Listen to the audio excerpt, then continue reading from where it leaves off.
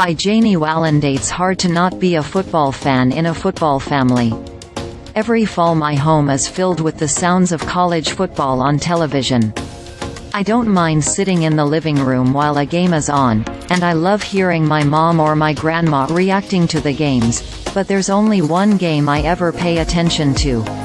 Every year in early December, the football teams of the United States Military Academy and the United States Naval Academy face off in the Army-Navy game, marking the end of the regular college football season.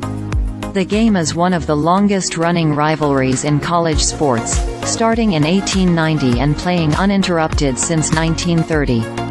The longevity of the rivalry can be attributed to the constant rivalry between the U.S. military branches.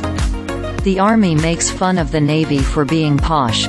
The Navy can't make fun of the Army because the Army is clearly the best, and everyone makes fun of the Air Force. The rivalry remains in generally friendly territory, as at the end of the day most service members have respect for all other service members, regardless of branch. However, that doesn't stop "Go Army, beat Navy" from being a common refrain in my household. My dad has been in the Army for over 20 years, and that has meant a lot of different things for my family.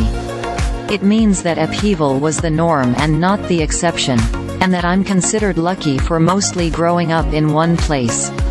But it also means that for every community we leave behind, we are welcomed into a new community of military families who are willing to do life with us, whether it's for 3 months or 3 years. And it means that once a year, I take myself and my limited football knowledge, sit down in front of a television screen, and cheer on the Army football team. The Walenda family photo in 2017. It hasn't always been easy to root for the Army. The Navy began a 14-year winning streak in 2001, meaning that I spent my entire childhood rooting for a losing team. It's not easy to stick up for your team when it's been losing for 14 years, especially when the supporters of the winning team are Navy SEALs. But everything changed on December 10, 2016.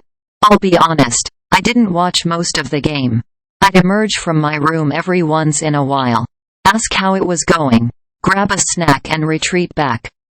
However, I did emerge right before the end of the game to see Army secure its first victory over Navy in my lifetime. To celebrate, my dad and I grabbed the "Go Army, beat Navy" flag we had hanging outside our door, and ran around the neighborhood hooting and hollering. At least, I think we were hooting and hollering. But as my dad always says, never let an eyewitness get in the way of a good story. A few weeks later my parents would tell us that my dad was going to be deployed to the Middle East again.